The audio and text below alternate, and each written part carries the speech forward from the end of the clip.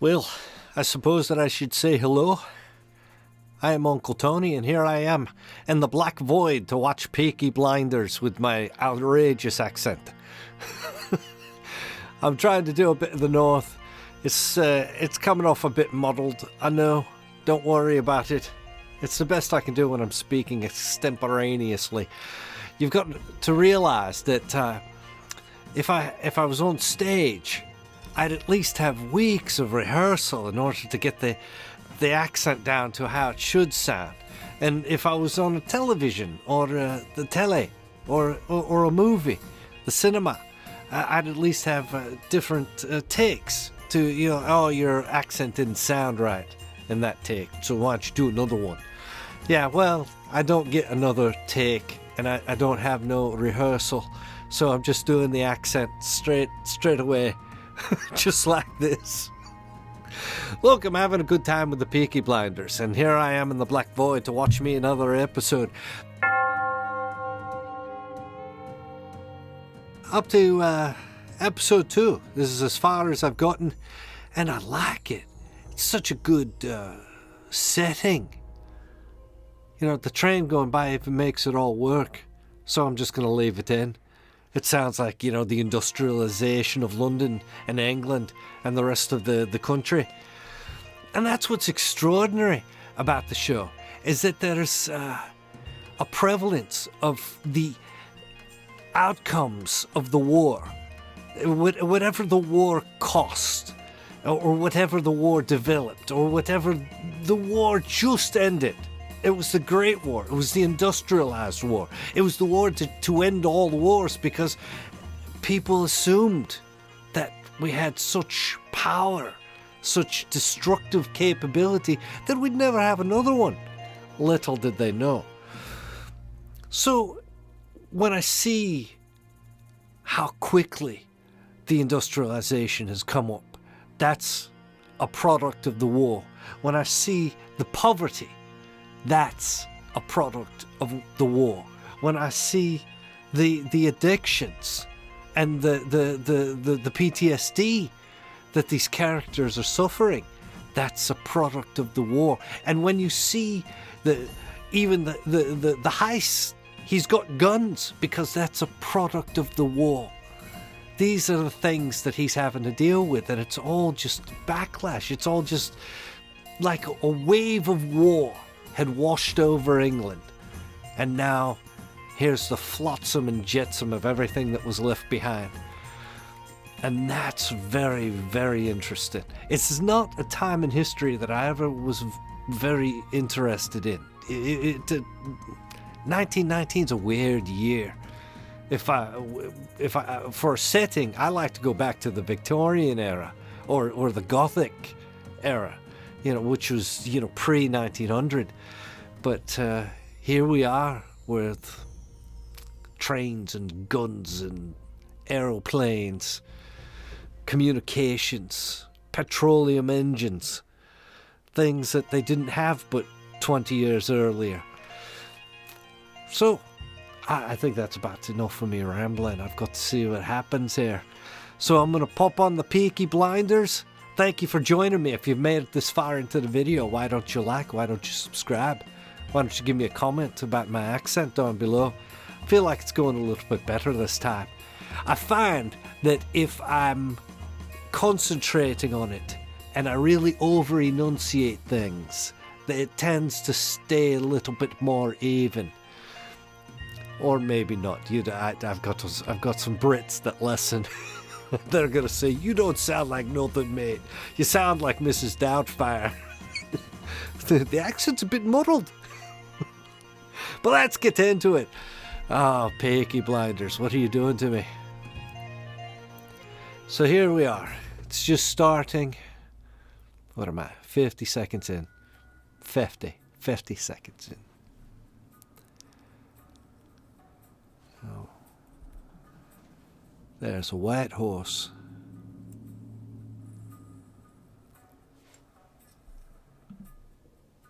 Love the countryside. Is this a trade? Hang on a minute. You're not swapping the family car for a bloody horse. I believe he is. Huh? That'd be mad. We're gonna play 2 up.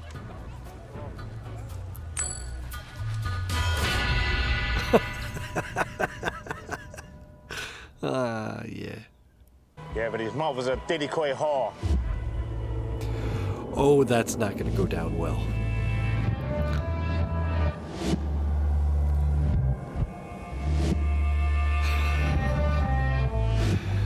That's why they have those on the back of their hats. I have something on the... Oh, did I drop my accent?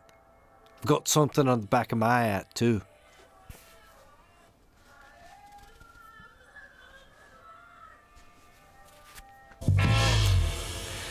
He shouldn't have said nothing about his ma.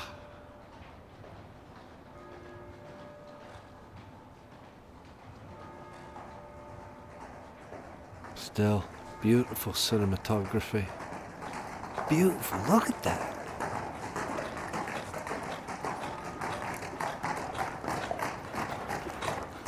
I'm still a bit iffy on Sam Neill's accent.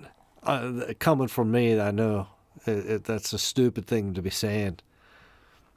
Is it the Holy Grail you're looking for? As a matter of fact, it is the Holy Grail I'm looking for.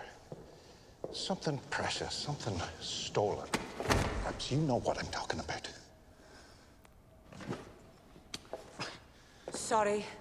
Misunderstood your intention when you pushed me against the wall.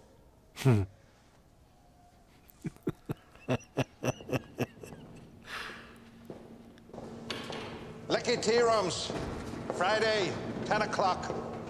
And when I say the boss, I mean Thomas. Tommy. Seems like you've got an appointment, Tommy.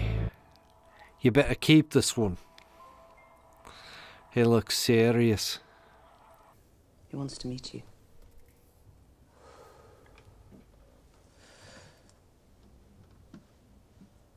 Will you talk to him? You don't parley when you're on the back foot. They're gonna burn the picture of George. They're gonna burn the pictures of George. Burn the effigy of the king. Burn the king!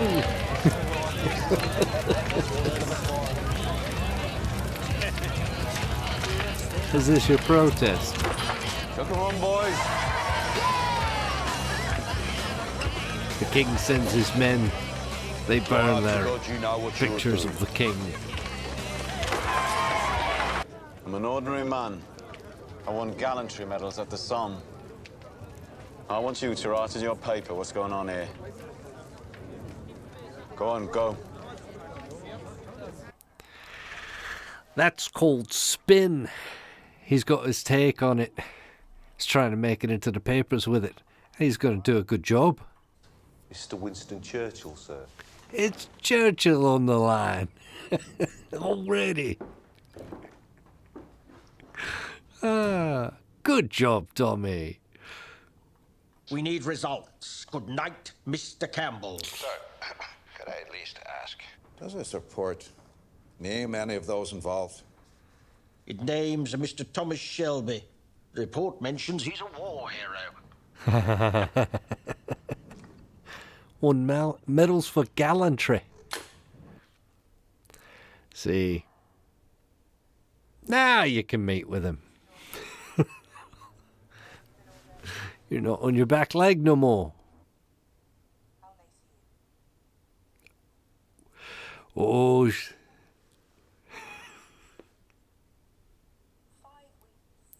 5 weeks. It's not a lack of iron. It's the addition of a baby. You're pregnant, my dear.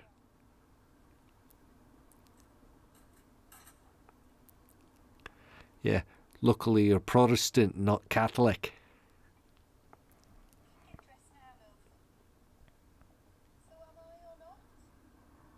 It's one more reason Tommy's gonna kill him. I forget his name. The communist. but something bad must happen to him on this show, because he's now over on Snowpiercer. Just saying. It's a beautiful Fine beast you got horse. there, Thomas. They had the black one, now they got the white What one. is he worth falling out with the Lee family over? The Lee clan. Ah, it's literally got your name on it. The music is definitely juxtaposed against the period. I don't recall electric guitar being a big thing in 1919. Tell me the man's name, Ada. Rudolph Valentino. I think that was Fatty Arbuckle in the scene with him. Freddie fucking Thorne. Yeah, your best mate since school, the man who saved your life in France. I can't believe that she outed him. She could have kept her mouth shut. That's all she had to do.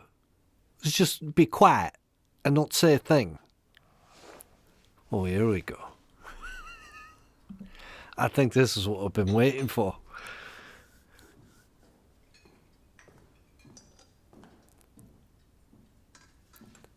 I might even turn it up a bit, just to make sure I hear it. So, shh. I want you to put in a word with the Chief Inspector of Gloucestershire that his men should leave me alone when I make my move. You've got balls, I'll give you I that. don't seem to have a pen to write down this rather long list of demands. He's got one for you. And what do I get in return? You get your guns. I have what you're looking for. Oh, do sit down again. Let's just sort this out. Yes, yes. Machine guns, 50 carbines, 10,000 rounds of ammunition. It's a fair offer. Do we have a deal? Oh.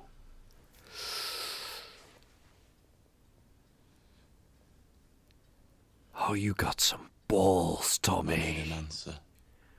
Right now. Very well. But I'd prefer if we don't shake hands on it. Yeah. And why would I shake the hand of a man who didn't even fight for his country? That's what I said at the beginning. The war is ever present.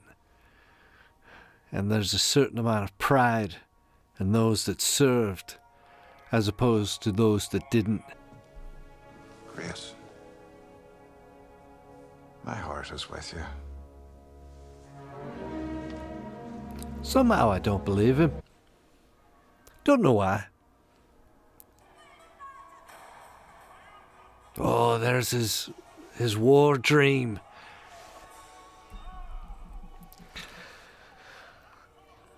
Damn. Looks like some tunnel combat. Hand to hand, sword and knife. Bayonet, something like that. And the opium only does so much. So they cursed the white horse. Get out, Curly. Well, they cursed it and put a seed in its hoof. Sorry. Ah, Tommy, now you gotta kill the horse. That's a lame horse. Ah, that's awful.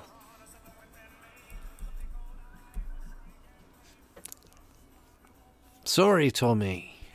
Tip of that to the horse. Well, now, look, you need a drink and she's supposed to get close to you because that's now her mission.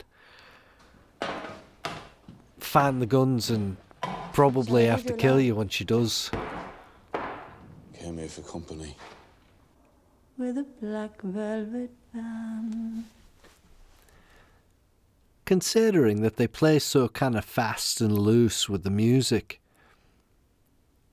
the song seems very appropriate to the time period. And it put Tommy to sleep. Better than the pipe, his opium. Holy shit. It's Billy Kimber. Billy Kimber. King Billy Kimber. Is there any man here named Shelby? Right, he's the oldest, you're the thickest. I'm told the boss is called Tommy, and I'm guessing that's you, because you're looking me up and down like I'm a fucking tart. I want to know what you want.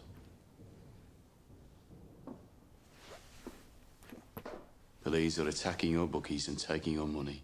Your men can't control them. You need help. Perhaps we should listen to what Mr. Shelby has to say. Oh, Tommy.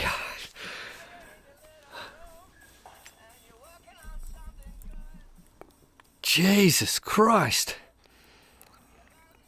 You don't want to be in business with a fucking man like that. Tommy, we can't mess with Billy fucking Kimber. Get yourself a decent haircut, man. We're going to the races.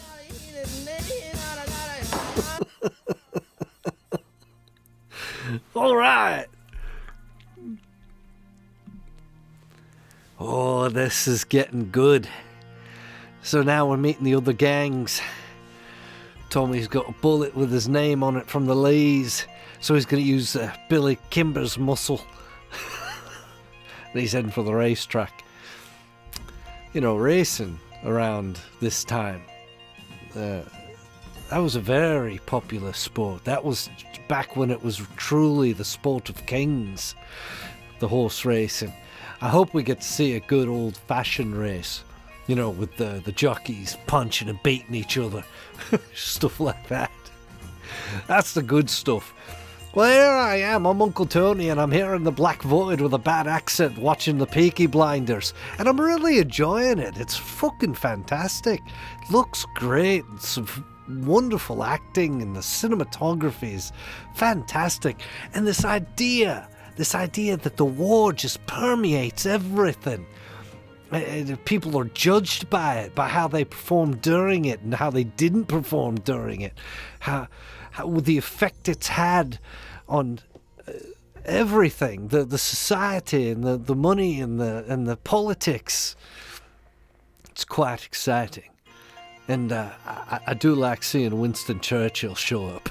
A young Winston Churchill chewing out some ass. That's good stuff right there.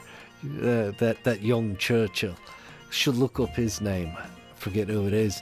But hey, if you've made it this far into the video, my first question is, how did you do it? Considering I'm just using a stupid fucking accent. I shouldn't call it stupid because I'm trying to emulate some very intelligent people. But I'm floundering with it occasionally. But look, if you've made it this far into the video, give me a like, give me a subscribe, give me a thumbs up and throw some comments down there in the doobly-doo. I'll get back to you after a while, I promise. And here we go. Peaky Blinders episode 3 is going to be coming up as soon as I can get past the fucking BBC.